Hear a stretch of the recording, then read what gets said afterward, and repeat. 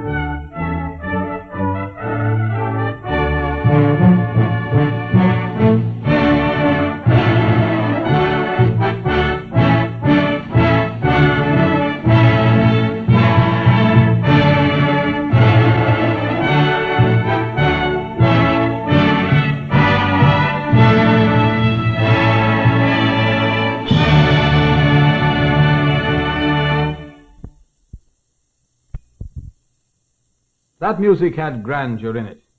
But here now is music in which devotion and dedication are blended. It's a song I think you'll know. In fancy I stood by the shore one day of the beautiful murmuring sea. I saw the great crowds as they thronged the way of the stranger of Galilee. I saw how the man who was blind from birth in a moment was made to see. The lame were made by the matchless skill of the stranger of Galilee. And I felt I could love him forever, so gracious and tender was he. I claimed him that day as my Savior,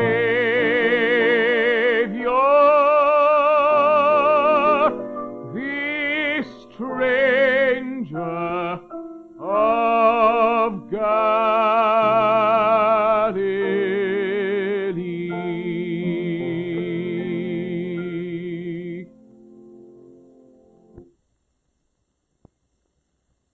When I think of the living word, the term living seems to be exactly right. For instance, when I turn to the book of Romans, chapter 12, I think of the story of Jim Franklin. Sometimes I keep his picture here. Certainly, every time I read these words, I think of him. Listen. Recompense to no man evil for evil. Dearly beloved, avenge not yourselves, but rather give place unto wrath. For it is written, Vengeance is mine, I will repay, saith the Lord. Therefore, if thine enemy hunger, feed him. If he thirst, give him drink. for in so doing thou shalt heap coals of fire on his head. Be not overcome of evil, but overcome evil with good. The desire for revenge is a powerful emotion. It can become an obsession. Jim Franklin, for example, was only 30 when he first craved revenge. 25 years later, a successful business executive, the desire was still unfulfilled. Franklin was successful, yes, but he was a bitter and disillusioned man. And then... What?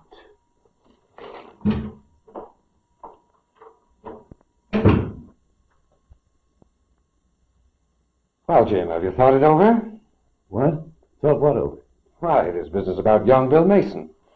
Will you give him another chance?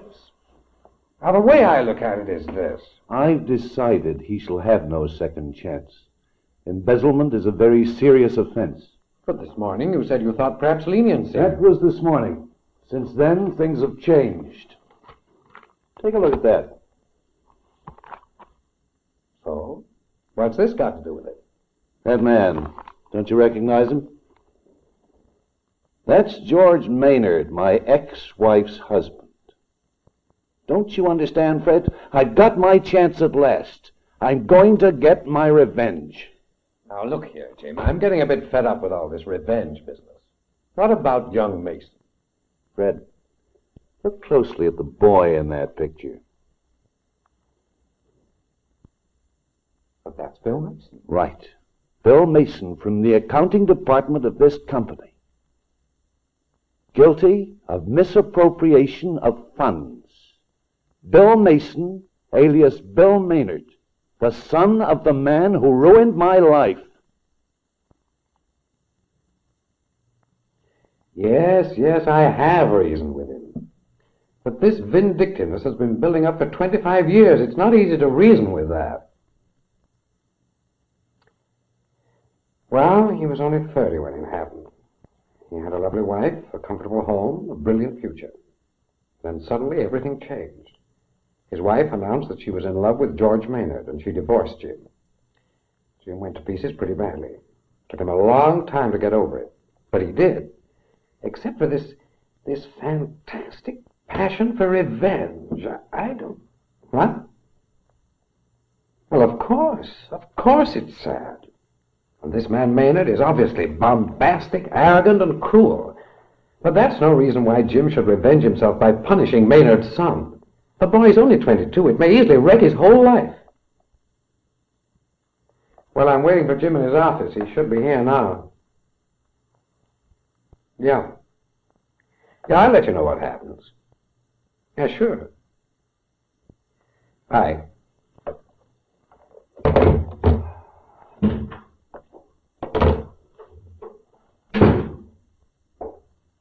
Oh, Fred?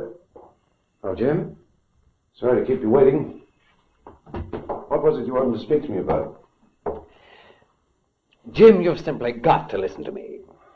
Bill Mason is not guilty of his father's misdeeds. Don't you see that? He's only guilty of misappropriating a small amount of money from this company. It was technically a crime, yes, I admit. But I sincerely believe he meant to replace the money. And he's so young, Jim. He must be given another chance. No, Fred. I've waited for 25 years to get back at Maynard, and I shall. This will be my revenge. I shall expose him and his son to all the public condemnation and ridicule they deserve. The boy changed his name from Maynard to Mason when he applied for a job with this company because he didn't want you to recognize the name. He's been a good worker, Jim. You know that. Jim, the boy's father knows nothing of this. And right now, he's a pretty sick man. The boy is frantic because he thinks the news of this petty crime of his may kill his father. Is that what you want? Why not? George Maynard killed me spiritually. Why should I care what happens to him? An eye for an eye and a tooth for a tooth. Straight out of the Bible. The Bible also tells us to forgive our enemies, Jim. You know my daughter, Eileen. Have you ever wondered why she limps so badly? Yes, I have. Jim, Eileen was hit by a drunk driver when she was still a little girl. What? I would have killed the man. Maybe you would. Yes, I think perhaps you would have. For 25 years, Jim, you've wanted vengeance. It's torn and ripped at you. It's eaten away at your soul. It's become an obsession that's ruled your whole life, driven you to misery, anger, loneliness. Yes, I think perhaps you would have killed him. Because, Jim, you've never realized that real happiness never depends on outward circumstances. Eileen was hit by a drunk driver. She had good reason to be bitter. She has a scar she'll carry for the rest of her life. She was only 15 when it happened. For a few weeks, she was bitterly depressed. But after that, well, you yourself have remarked on how happy she seems to be. But why? Because she learned that true happiness comes from within, from faith and hope, and the knowledge that one is living a good life. You've never learned this, Jim. You've spent 25 years believing that happiness could come from revenge. During those years, you've been an excellent worker with a fine mind. You've risen well and steadily in your profession, giving commendable service. You have everything to live for, and opportunities to enjoy the very best that life can offer. But you're a man full of misery. And if you take out your vengeance on George Maynard's son, Jim, you'll be bitter for the rest of your life.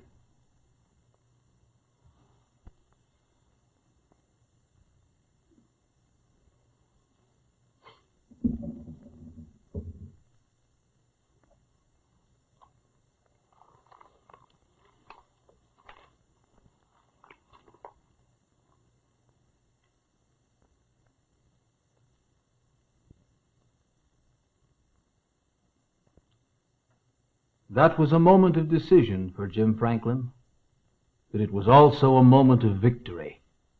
He discovered that his responsibility to both God and man was to love and to serve. In that moment, Jim saw the sin and bitterness of his life. He saw also the love of God in Jesus Christ, his Savior. He reached out by faith for forgiveness and claimed a spiritual experience that changed his life completely. Perhaps someone sharing this program stands beside Jim Franklin in the place of need. Then why not seek and find Christ now? And once more, it's the moment to say, God bless you. Join us again when we seek to learn more of the living Word and of Him who is, in very truth, the living Word.